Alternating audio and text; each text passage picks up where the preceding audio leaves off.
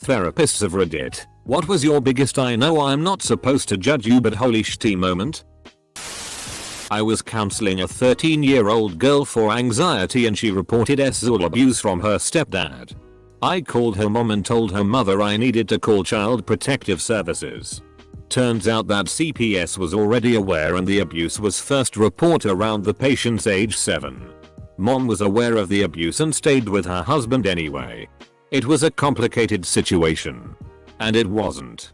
How could she not do more to protect her daughter? Sorry lady. I'm judging. My professor once shared what a patient said that made her quit her job. I didn't pay my daughter. She liked it. The daughter was 6. She couldn't take it anymore. She worked in a rehabilitation center for people who have been sentenced for serious crimes and were forced to get mental help. Really difficult job and this pushed her over the edge. Once had a patient whose wife shook their baby to death. He wanted help reconnecting with his wife. At the time I was a young father of a newborn myself. And he triggered a lot of fear in me for my own child. A deep loathing of his spouse. And pity, the how pathetic kind, for the patient. I tried for 3 sessions. Met his spouse and everything before handing the case over to my supervisor, who knew about my initial reactions. And tried to help me through it. Unfortunately, it ended up being more about my feelings than his. And I was new to the profession at the time. These things are expected to crop up from time to time. But I was still taken aback by my own reactions. I do acute pediatric inpatient behavioral therapy. Has never happened with a child. And never will. Parents on the other hand can be real pieces of. And the way they abuse their children then throw them off on us and scream fix them. I was once in my psychiatrist's office B monthly. 15 minutes med check. She asked me what was going on some more as conversation. I told her that in the last 6 weeks. My 3 elders, aunt and 2 uncles, I was guardian conservator for had DDoS own right after the other. My wife had a heart attack. My daughter attempted suicide. And my mom broke her hip and had laid on her floor for a week before being found. She drank and ate from the dog's bowls. I got that call within 10 minutes of setting up the last funeral. She stopped the meeting. Got on the phone with a therapist in the office next to her and had her postpone her next meeting to speak with me. I was so ed up. I had no idea. I think she saved my life. I feel like a lot of the comments saying that they never judge their clients might be working in voluntary services or they've been very fortunate in their client base. Judgment isn't an inherently bad thing. It's how we know that murdering people is wrong. So when a convicted pedophile client told me, nothing gets me going like a pair of little girls' worn panties. You better believe I judged the out of him. I continued to work with him and I treated him with compassion and respect because he is a human being worthy of both. I did my job because I'm a professional. But I can't honestly say that I didn't judge him. I judge that he should never be around children. I judge that he is not yet ready for change. I judge that his access to his own daughter should be closely supervised. That's a lot of judgments. Understanding your own inherent biases and how they influence your work is a very important part of training and practice. Here's my most recent one. As the pandemic worsened here in the US and more lockdowns are on their way, one of my most extroverted clients and I brainstormed ways to meet her social needs while remaining safe. The following week she cancelled her session and told me that she's positive for COVID after attending an orgy. Which definitely wasn't one of our ideas. I let out the deepest, most defeated sigh after I hung up the phone. I work with kiddos who have experienced some kind of abuse trauma. 90% of my clients have been sexually abused. I have a lot of holy moments, but not from judgment of my clients but from what happened to them. I've had clients whose father made them help him dismember mom's body after dad murdered her in front of them. I've had clients under the age of 8 who have been sex trafficked. I've had clients who have been forced to film torture PRN. I have holy moments all the time. I joined in a review of a secluded patient and he threw a cup of wee and poo in my face when we opened the door. I tried to be objective about his experience, but I just thought, what a... I work in inpatient services, so it can be hard to challenge myself at times. Individuals with diagnosis of personality disorder, for example, can do things that in isolation make you think they're just being bratty or manipulative. But to think of the experiences that shape them to react like that in a given situation can help to clear my judgment and find compassion. But harder when someone bites me or hits me with one of our fabulously detachable anti-ligature curtain poles. Though I work at a residential group home. We had a kid who we had admitted about 4 months prior. When in a family session they mentioned they had parasites. I'm like, what? Mum goes, oh yeah, our whole family has them. We don't believe in getting rid of them since they're part of our biological ecosystem, and I'm just dumbstruck. We spent 3 weeks afterwards convincing this family it was an infectious disease concerns, as other residents had fecal eating behaviors and various other unsanitary issues that could cause a unit spread. 3 weeks of education, planning, and worst of all convincing this kid and mother that their IQ wouldn't drop because they had agreed to irradiate the parasites. Lots of CBT work. But Jesus, it took way longer than any of my team expected. Clinical psychologist working primarily in forensics here. This means my clients are usually involved in legal proceedings, family court, juvenile court, criminal court, etc. My job is usually to evaluate or provide treatment. I'm not there to judge. That's the judge's job. But of course I have my thoughts. I am usually impressed by the justifications people make for TI behavior. The one that irks me the most is when parents manipulate their child against the other parent. I've had to do therapy for a 5-year who said she doesn't want to see a parent because they haven't paid child support. Excuse me? What 5-year knows, understand, or needs to be worried about child support? Opposite side. If that's accepted too? I was assigned to see the lead psychologist of the local hospital as I was severely depressed and had become suicidal. She literally rolled her eyes at me, told me to grow up, and said she could be having appointments with people who were actually about to kill themselves. Not me, who was already working with a team. This sent me absolutely spinning. Bottling everything up, thinking I didn't deserve help, and ended up in hospital 2 years later after an attempt. When they looked at my records, the hospital suddenly became very interested in any psychological experts I'd previously spoken to. Informed them of the above incident. They asked if I knew the name and I said I didn't. But they had a strong accent. They immediately looked like they were about to burst out crying. Apologized excessively, then informed me they had been fired a year ago. No idea how many people were affected by that therapist. It's not often I get to talk about my profession, but here goes. I was working at a drug and alcohol rehabilitation center and had a client come in who was a self-proclaimed drug lord. As we worked together, he told me about his history. Included in this history was how he got to where he was currently at. During the conversation, this man admitted to selling his sister into sex slavery, forcibly injecting her with several sedatives and narcotics, and having several people teach her a lesson. What this meant, he never shared. He told this story with a blank face, smiling only when he recalled the good times, which he referred to as times when he had enough heroin to get through the day. I'm not sure where he is at now, but this man inspired me to work with victims of sex trafficking. Because not only do they deal with the stigma of selling their bodies, they often manage drug addictions. People would honestly be floored if they realized how many people were addicted to chemicals that they were forcibly given. OP. You mentioned you're getting ready to start therapy. I know we're different, but therapy was one of the best decisions I ever made for myself. It's good to have a neutral third party weigh in on what troubles you. And remember, you don't have to stay with a therapist if you don't want. Therapy, like any psychological treatment, is often more about trial and error to find what works for the individual than anything. Also, you'll get out of it what you put in. So be upfront, frank and honest with your therapist. That will help them work with you on determining the best therapy course for you. I wish you the best of luck. Just checking in that nobody wrote my story. When I was underage, I got caught with a drink on Bourbon Street and got a minor in possession. I was telling my therapist about it and said that the police caught me with a hand grenade in New Orleans. He didn't realize that a hand grenade was a type of drink. And it was funny to watch him try to process that his patient might have just casually told him that he had been caught with a fragmentation grenade.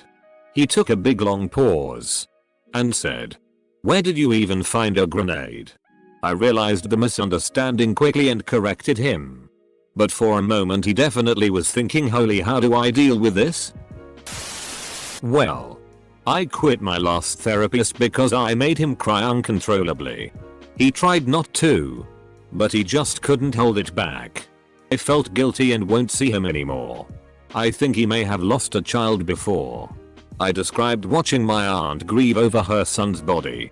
I felt so much pain losing him, but was explaining how watching my aunt was dramatically worse. The details about her is what made him lose it. I could tell he was reliving something inside his own head. Too many goddamn responsible professionals.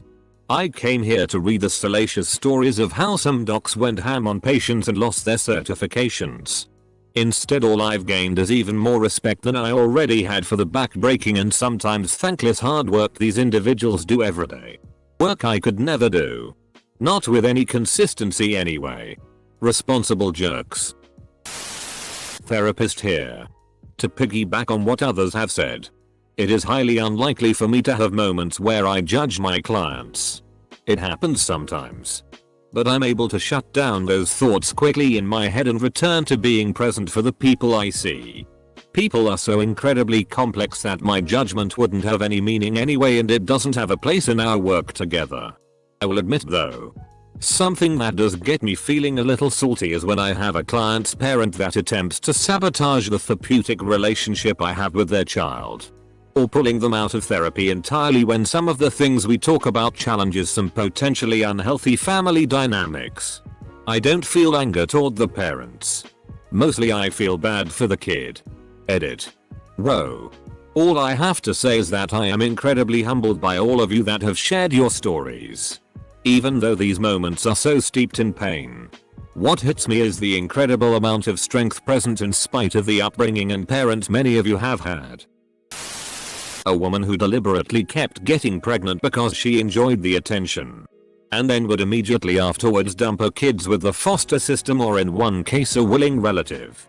She had 6 kids at the time I met her. Patient side here.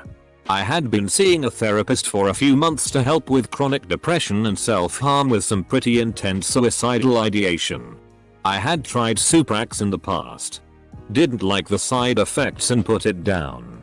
But I was ready to try something new to supplement therapy. Everyone within earshot was calling Wellbutrin a miracle and lifesaver. So I figured I'd give it a shot. Since my therapist couldn't prescribe drugs, I got an appointment with a psychiatrist. My first appointment. I explain what I've got going on, what I'm doing to work on it, and what I'm looking for in seeing him. I do a pretty good job holding myself together in public. I dress myself. I hold down jobs. At that point I lived on my own, now living with my partner. All in all, I've got a well-polished mask. I guess it's too good. Because pretty early in our session he looked at me and said, "I don't think you're depressed." Bro. This is the first time we met. I've been here for 20 minutes. And you're ready to reverse my diagnosis? Cool, bro. When you as a therapist get to that point, it's time to start thinking of referrals. Be genuine with your client. And then refer out. You have to have unconditional positive regard or you'll never achieve therapeutic rapport. I think for me, the one that comes to mind is a frequent caller to the suicide hotlines.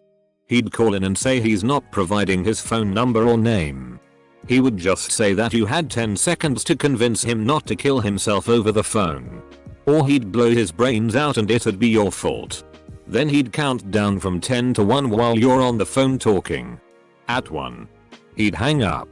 I'm sure the whole point was to make me feel bad or prove some point. I don't know. I have insufficient information to make an assessment with just that. But I have to admit, when I was trying to sleep on days he'd call, especially the first time, I was thinking, "Ein arsehole better not be dead." During my training I was asked, how would you feel if a client were to come to you and admitted they were a pedophile that was on the edge of committing seriously horrific acts? Could you see that person as another human being that needed help? Or were your personal feelings about the abhorrent behavior too strong? This factor leads some people to not continue my course on to the next level. But it really illustrates the level of non-judgment needed in this field. We all have our own personal feelings, of course, but these get talked about in supervision. Edit. Wow, thanks for the awards. I'm glad it's raised an interesting topic for discussion. I'm enjoying reading them all, even if I don't have the time to reply. Personally, in this instance I remember the Gandhi quote, "Hate the sin, not the sinner." Also spelling. I work in healthcare and I've never heard a therapist, psychologist, or psychiatrist judge patients openly. Other nurses and doctors, on the other hand, holy. At some of the clinics I've been in, the conversations in the break room and at the nurses station blew my mind. That's why I don't work in a hospital anymore. I was a PCA and the judgment from everyone was insane. Nurses would wait until the last possible minutes to give a patient their pain meds because they were exaggerating, and yet I would be in their room 3 times an hour and they would be writhing in pain. People openly talked about patients badly. Not a judgment. You kind of train your brain not to judge, because you are seeking to understand and help. When you do those things, you can't simultaneously judge. We could all use a little more of that in real life, I suppose. I'll share this though. I do feel concerned about this recent phenomenon of young people I worked with self-diagnosing, sharing, and identifying very closely with mental illness. As if the pendulum quickly swung from never ever share your feelings to OMG, you're depressed? All of us are too. Life's challenges can be tough and they don't need a scientific sounding label to be valid and real. You are not your diagnosis. We can find validation and support in healthier ways. Edit. Thank you for the golden awards. And thanks to everyone for some really nice discussion. Not a therapist but a patient. Me and my fiance registered sign, at the time, went in to see if we could figure out how to make things work after he hit me. After our history came out and I divulged his infidelity etc, the therapist basically said no. There's no hope. You need to get help for yourself so you can get the courage to leave and end this. I was angry at the time, but both therapists knew there was no point as he was as screwed up as it gets. I now work in the jail and there are quite a few sex offenders in my program. I struggle with the ones who honestly believe their victims, as young as 8, were in mutual loving relationships with them. It's super difficult at times not to just say dude. WTF. 2 contexts come to mind. I often work with people in abusive relationships and it is incredibly common for people to go back to their abusive partners after leaving. Some studies show the average number of times someone goes back before leaving for good is 7 times. I know why people go back and I get that it's often a combination of manipulation, financial control, gaslighting, love, low self-esteem, fear, etc. But, man, it is hard to watch and appear neutral. I can say I am worried about their safety but I can't yell for s sake. Stop going back. What is it going to take? Like I want to. The other situation isn't really judging the person, it's more judging OCD. But OCD is weird. The infinitely weird ways it can show up are so funny and bizarre. Again, I would never judge a person for having the intrusive thoughts they have or doing the compulsions that are somehow linked in their mind to those obsessions. But I absolutely judge OCD and constantly marvel at how creative and weird the human brain can be. Therapist here. I don't think I've ever judged clients. My job is to understand them and their experiences and help them make the improvements they are ready to make. But I have very directly made my thoughts clear about choices. Especially choices parents make for about their kids. This probably comes off as judgment depending on the client's insecurity about the topic. One example was telling parents of a child I was working with a severe mood disorder that had made both suicidal and homicidal threats and attempts, that it did not seem like a good idea to buy the young kid a gun. Especially the week after the mother spent the session sharing her fears that the child would murder her. I just wanna show up when some low effort text to speech channel covers this. Okay. Real therapist here. I got one. Some of my clients are shockingly bad at giving themselves credit. Holy. Like they might get a nearly straight A GPA in a brutal major while battling depression. Or overcome years of phobia and get behind the wheel again. Or write a little novel. Or raise a kid as a single parent with low income. Or build new relationships after being burned. Or cope with OCD well enough to hold down a job. And they'll talk about themselves as if everyone on earth is better than them. As if their accomplishments are worthless. And I know it's because of depression or anxiety or another condition. But I'm often stunned by how differently I see them compared to how they see themselves. Can I answer from the other side? I had something close to a mental breakdown after a painful breakup. Started seeing a therapist. It was going more or less well. At one point I had a sort of revelation about all my bull and about my own responsibility in the whole mess. So next session I'm actually thrilled to share this with the therapist. About how I finally see a bunch of my own problems in the way I interact with women. And which caused a relationship that wasn't really healthy from the get-go. I'm halfway through trying to explain this and the therapist goes, "Oh. You know. Women are weird." So that was that. I never went back. That guy. Obligatory not a therapist and this will probably get buried.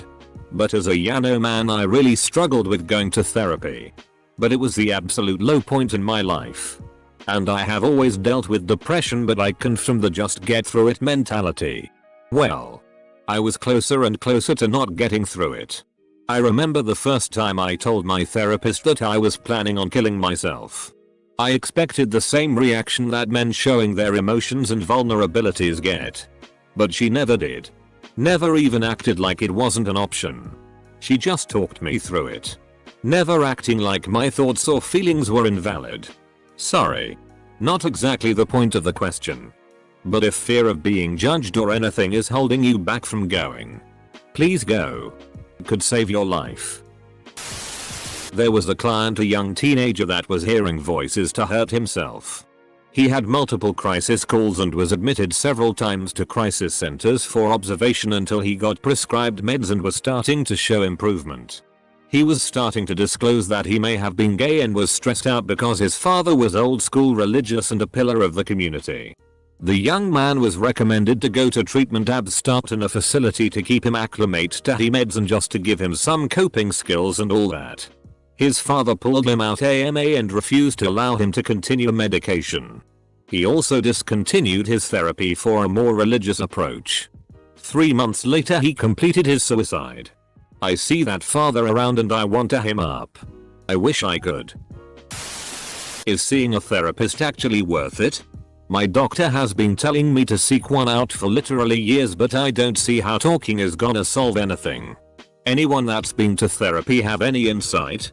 I mean if your doctor is telling you to, I'd say you should give it a try. Therapy works for a lot of people and if it doesn't work for you then you can find something else. Lol, no way. This is a great way to lose a license. Commenting from the opposite viewpoint of this. I have quite severe OCD. With the counselor before my current one, I was just starting to open up about some really embarrassing obsessions. I told him about it. And he laughed. While I was being vulnerable. And nearly in tears. He did try to cover it with a cough. But failed. After that it took over 2 years before I reached out to another therapist. I feel like if you're judging a client, you shouldn't be a therapist. Because you'll cause more harm than good. Not a single actual therapist replies. Because they are moral people and have codes, unlike people of Reddit who will use anything to gain the imaginary numbers. Not a therapist. A doctor. Had a patient apologize for crying during a consultation, saying, "I know I shouldn't be sad. I've got so many great things going for me." Dude. 3 months ago you had to move back to your parents after an unexpected breakup.